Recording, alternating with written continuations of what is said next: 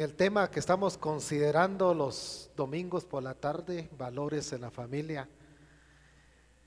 Pensemos en una familia emocionalmente sana. Como les decía, la reflexión es primeramente para mí, para mi familia.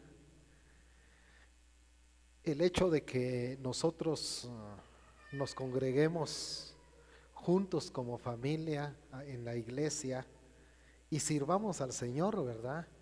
Cada uno en diferente privilegio, no es garantía como para pensar en que eso es garantía de una familia emocionalmente sana.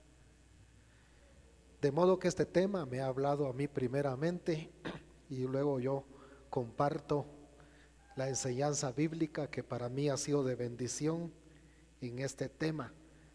Y hay algunos principios, hermanos, que vamos a ver esta tarde en Gálatas el capítulo 5, donde ya realizamos nuestra lectura hace un momento. No vamos a volver a leerlo. En los primeros 4 versículos hay un principio que es muy importante para las familias a fin de que seamos emocionalmente sanas. Y tiene que ver, hermanos, con mirar bajo la superficie. Bueno, antes de ver este principio, quisiera indicar que en este cuadro, que lo encontré en uno de los libros que estoy leyendo, nos habla de que la salud emocional de la familia del líder, de los líderes, repercute en otras familias. Así que los que estamos aquí esta tarde, como cristianos, tenemos el reto, hermanos, y el tema del discipulado que se nos estuvo dando el fin de semana pasado nos anima para ir creciendo en nuestra relación con Dios, pero también en la vida familiar, porque la vida nuestra, la familia nuestra, querrámoslo o no, repercute en otras familias. Vean ustedes estos círculos concéntricos donde se aplica la salud emocional. Aquí tenemos la familia del pastor, ¿verdad? Y cómo esto va repercutiendo en las otras familias. La familia de los predicadores, de los demás pastores. Luego tenemos la familia de los dirigentes de la iglesia, diríamos de los ancianos, de los diáconos, todos los que integran directivas. Y luego tenemos los demás comités, proyectos de la iglesia. Luego tenemos los líderes que están en desarrollo, que están aprendiendo, la membresía de la iglesia, el resto de la congregación. Y acá afuera está la comunidad circundante, afluenciada por la iglesia. Así que esto es como cuando uno tira una piedrecita en una poza, ¿verdad? Se va abriendo los círculos y se va extendiendo. Así que es muy importante, hermanos, que nosotros seamos una familia emocionalmente sana, porque eso va a repercutir en las demás familias. Ahora sí tenemos el primer principio ahí extraído de Gálatas el capítulo 5. En estos 4 versículos, hermanos, eh, nos está planteando un problema que tenían los hermanos Gálatas. Parecía un problema sencillo.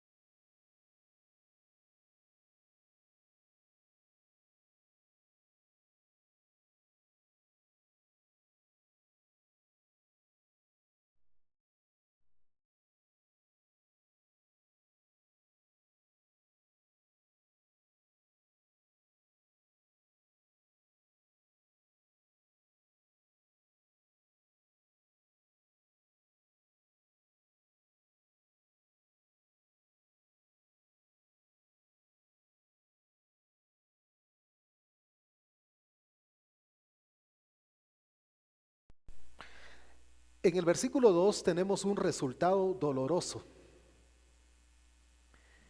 Dice acá, si ustedes se circuncidan, lo que hizo Cristo ya no les sirve de nada. El primer resultado, los beneficios de la obra de Jesucristo estaban siendo desaprovechados o ya no tenían ningún efecto para los Gálatas. Es decir, que ellos estaban anulando los beneficios de Cristo para ellos. El otro resultado, hermanos, en el versículo 3 es que si ellos pensaban que para salvarse tenían que guardar la ley, si fallaban en un punto, prácticamente estaban fallando en todo. Así que aquí no se vale el casi, o todo o nada. Y prácticamente, ¿quién va a poder guardar, hermanos, toda la ley? Entonces, lo que estamos viendo, hermanos, es que hay un problema allí. Pero lo que se ve sobre la superficie no es tanto como el problema de fondo que tenían los hermanos Gálatas. Esto me lleva a mí a un principio de aplicación a la familia en la siguiente diapositiva.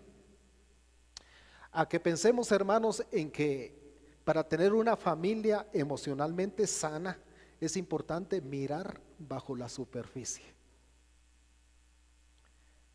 Y ahí hay una advertencia: cuidado con los problemas de fondo. El ejemplo de un témpano de hielo, ¿verdad? Cuando uno ve sobre la superficie, uno dice, problema tan sencillo, ¿verdad? Casi nada, y no le damos importancia. Pero bajo la superficie realmente nos está hablando de un problema grande de fondo.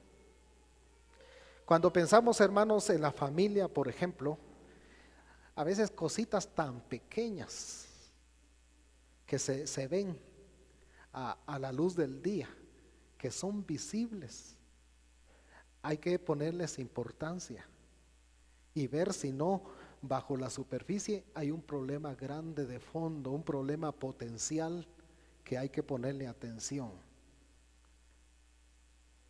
A veces cosas tan sencillas como que los hijos de repente entran a la hora que quieren, o que hay un distanciamiento entre la pareja, cosas que parecen tan comunes. Habrá que ver qué hay bajo la superficie y ponerle mucha atención, hermanos, porque para tener una familia emocionalmente sana hay que desnudar la vida de la familia ante la verdad, aunque eso, como escribo acá abajo, es doloroso. El hecho de que Pablo, hermanos, está viendo la situación de los hermanos Gálatas, que parece sencillo, pero él está viendo bajo la superficie que el problema de fondo es grande. Pablo les tiene que decir ahí en el capítulo 3, versículo 1, oh Gálatas insensatos, ¿quién los estorbó para que ustedes dejaran a Cristo y ahora estén en el pasado?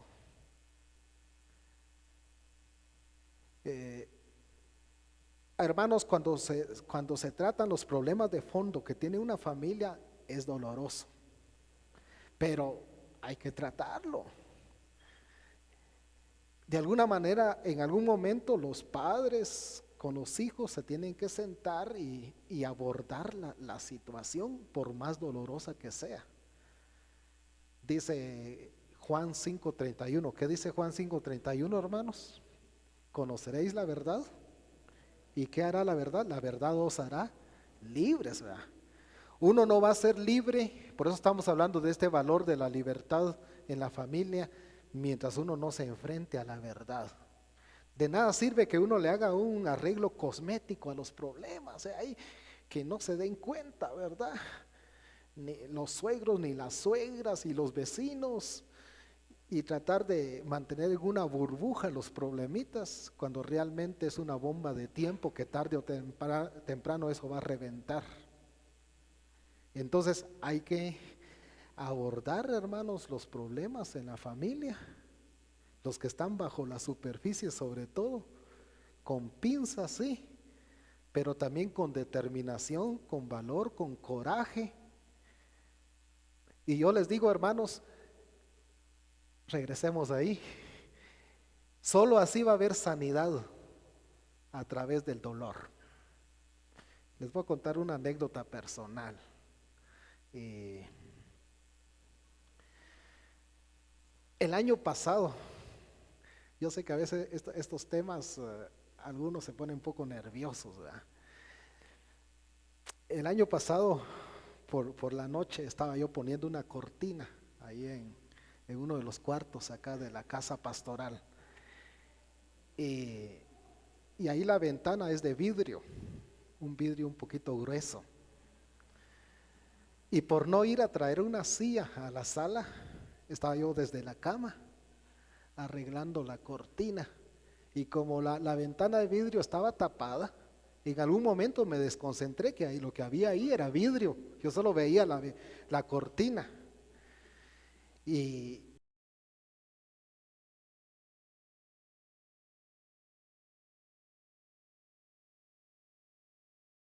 lo de la ventana. Cuando mis hijos vieron una herida en este brazo, se asustaron un poquito, ¿verdad? Pero yo les digo, no despierten a su mamá, ella ya estaba descansando. Pero como era, seguía la hemorragia, la despertaron. Y ya yo ya había contenido la hemorragia con tallitos de cebolla, pero ellos me insistían, vamos al hospital, vamos al centro de salud. Pero como yo siempre he sido un poco renuente, hermanos, y ahí supuestamente aguantador, les dije, no, no, las calmé, ya se calmó la hemorragia, ya estoy bien. Dormí el siguiente día, ya de día viendo ahí, ya viéndome ellos, estaba todavía separado la herida y había sangre coagulada. Eso definitivamente no iba a cerrar, necesitaba de puntos. Entonces me dicen, hay que ir al hospital. Pero para eso ya era la tarde del día siguiente. Así que al hospital. Allá me vieron las enfermeras y dijeron, no, ¿cuándo fue eso? Ya habían pasado más de 6 horas. Así que ahorita ya no se puede poner puntos. Hay que volver a hacer la herida otra vez alrededor, quitar toda la orilla para que la herida quede fresca y entonces sí ya se pueden poner puntos. No se animaron las enfermeras a hacerlo, una doctora lo hizo, a cortar nuevamente, hermanos, y poner puntos. Pero hay necesidad, si uno quiere arreglar el problema de fondo, hay necesidad, hermanos, de enfrentarse al dolor, porque a veces a través del dolor viene la sanidad. ¿Qué pasa si uno consiente una herida, una enfermedad que todavía no está corregida y lo deja ahí? Hay que enfrentarlo como es, ¿verdad? Entonces, un principio muy importante, hermanos, es mirar bajo la superficie y poder realmente enfrentar los asuntos. Hay otro principio que vamos a ver esta tarde, que tiene que ver con romper con el poder del pasado. Según vemos, hermanos, en el pasaje ahí, lo que estaba repercutiendo en los hermanos Gálatas es que el pasado, ellos tenían un pasado en el judaísmo, tenía poder todavía sobre la vida de ellos y por lo visto no habían roto con el poder del pasado. Trayéndolo esto, hermanos, al contexto de la familia, para tener una familia emocionalmente sana, dice que es muy importante comprender patrones de conducta que se han dado a través de las líneas generacionales del árbol familiar de cada uno de nosotros. Dice que es importante que hagamos un árbol familiar y podamos llegar hasta abuelo, el bisabuelo, el tatarabuelo y tratar de analizar algunos patrones de conducta que se han repetido y que pueden estar influenciando nuestra vida y nuestra familia hoy. Esto es técnico, hermanos.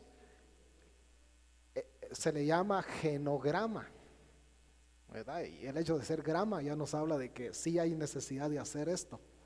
Hay patrones de conducta que si no se identifican, se siguen repitiendo, se siguen replicando. Y es importante entender esto para tener una familia emocionalmente sana. Les voy a poner un ejemplo. Ustedes no alcanzan a leer acá, pero el ejemplo que está aquí es el ejemplo de la familia de David. Esta familia comenzó con Isaí. Cuando uno ve la historia de Isaí, lo ve una persona muy piadosa y no se le ve ningún problema de conducta equivocada. Isaí tuvo 10 hijos, David fue el número 8. Y a David la Biblia lo conoce como un hombre conforme al corazón de Dios. Pero David tuvo una familia, tuvo varias esposas y con sus esposas tuvo hijos. Y hay algunos problemas que comenzaron a darse, algunas conductas equivocadas en David, que también se dieron en los hijos. Ustedes saben que entre los hijos hubo varios problemas hasta que finalmente resultó todo en la división, no solamente de la familia de David, sino la división de todo Israel. Ahora, pensando, hermanos, en la familia de David, hay tres patrones de conducta que se repiten a través de las distintas generaciones de los descendientes de David. Quisiera que participaran esta tarde indicando algunos patrones de conducta que ustedes identifican, hermanos, en la familia de David. Les voy a ayudar con el primero. Se menciona de que tanto David como algunos de sus descendientes, incluyendo a Esaú, a Isaí, el padre de David, hubo corazones consagrados a Dios. Se ve esa línea ahí en los descendientes de la familia de David, que hubo algunos que consagraron su corazón a Dios. Ese es un patrón de conducta y es el único que se puede ver que es positivo. Los otros dos son negativos. ¿Qué otro patrón de conducta encuentran ustedes, hermanos? Tanto en David como en sus descendientes que se repitió. Ajá. Sí, se puede ver de que hay división familiar y rivalidad familiar.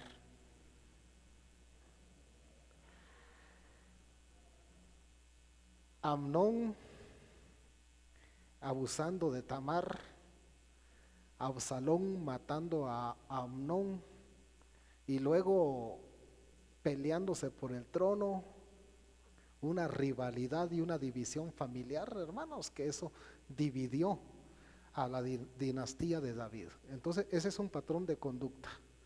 Otro patrón de conducta, el pecado sexual. El pecado sexual de David cometiendo adulterio, eso se repitió, se replicó en algunos de sus hijos, en algunos de sus descendientes. Y el tema, hermanos, de los patrones de conducta que se dan en las líneas generacionales es que si no se corrige, en cada generación se van volviendo más intensos. David cometió adulterio, pero su hijo Absalón lo hizo a la luz de todo el pueblo. Su hijo Amnón violó y cometió incesto. Entonces miren cómo cómo va creciendo en intensidad los patrones de conducta cuando no se corrigen. El principio aquí, hermanos, es que muchas veces nosotros nos preguntamos, ¿por qué mi familia no es emocionalmente sana? ¿Por qué se están dando estas situaciones, estas influencias? ¿De dónde vienen? Y tenemos que a veces comprender, hermanos, que cada uno de los de la familia fue moldeado en otra familia. Y hay ciertas influencias que es bueno comprenderlas para corregirlas. Es un ejemplo. Hay otro ejemplo en la siguiente diapositiva, la familia de Abraham. En la familia de Abraham, hermanos, así rápidamente, encontramos que Abraham tuvo un hijo con Agar que se llamó Ismael, pero con Sara tuvo un hijo que se llamó Isaac. Isaac con Rebeca tienen dos hijos, tienen a Esaú y tienen a Jacob. Jacob tiene 12 hijos, cada uno es una tribu de la nación de Israel. Es la descendencia de Abraham. Ahora piensen, hermanos, en esta familia también se dieron 3 patrones de conducta. A ver si identifican ustedes algún patrón de conducta que se repitió, que se dio en Abraham y se comenzó a repetir en los hijos. La mentira, hermanos. Hay un patrón de mentiras. En la Biblia están registrados que Abraham mintió 2 veces en relación a su esposa. Dijo, es mi hermana, cuando realmente era su esposa. La primera vez lo hizo ante el rey Abimelech y la segunda vez lo hizo ante Faraón. 2 veces mintiendo. Isaac hizo lo mismo, 2 veces también mintió ante 2 reyes diferentes respecto a su esposa Rebeca. Está repitiendo un patrón de conducta. Y Jacob, hermano, no digamos, este era mentirosazo, engañador, estafador. Ese era bárbaro. Está repitiendo patrones de conducta. Y los hijos de Jacob, hermanos, ¿sabe qué le pasó a nuestro hermanito? Alguna mala bestia se lo devoró. Aquí encontramos sus vestidos, cuando ellos realmente sabían lo que habían hecho. Patrones de conducta que se repiten. Otro patrón de conducta, hermanos, que se ve en la familia de Abraham,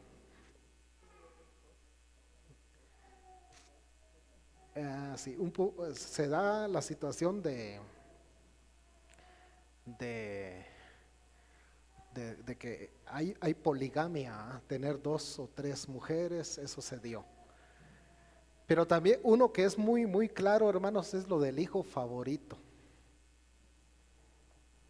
Abraham tuvo su hijo favorito. ¿Quién fue su hijo favorito de Abraham? Isaac. Y a Ismael era su hijo, pero y finalmente le dio la patada.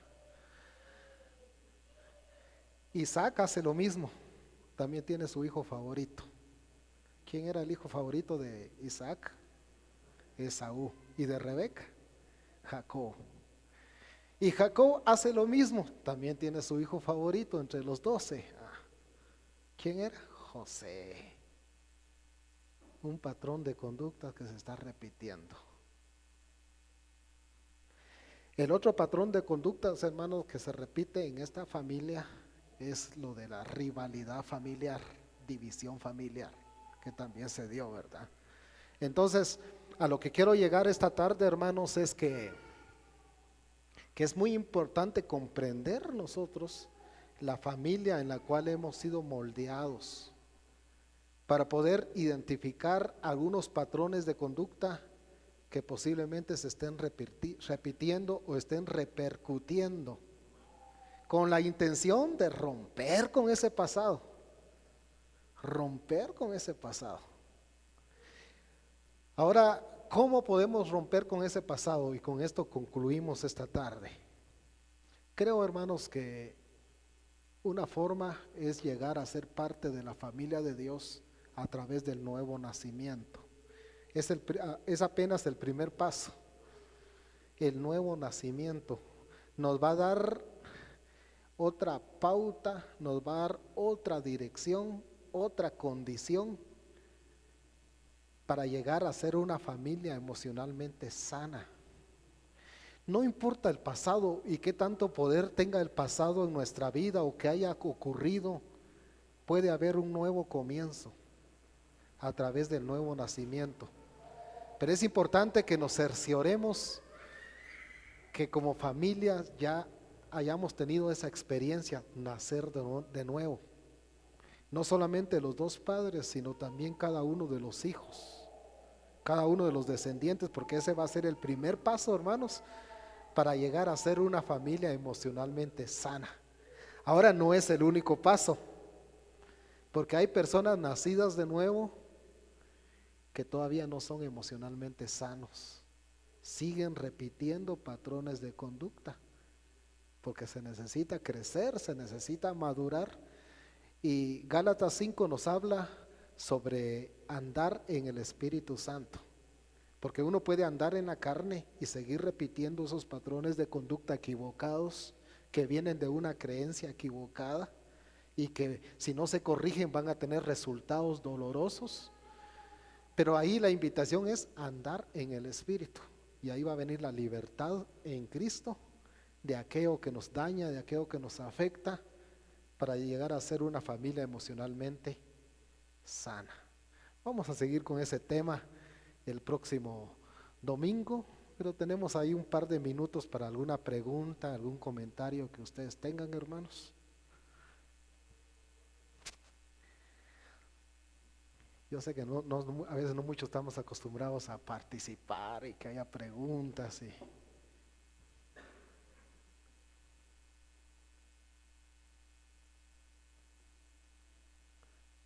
Bueno, hagan sus preguntas para el próximo domingo entonces y vamos a contestarlas ahí con la ayuda del Señor. Voy a invitarles, hermanos, a ponerse de pies.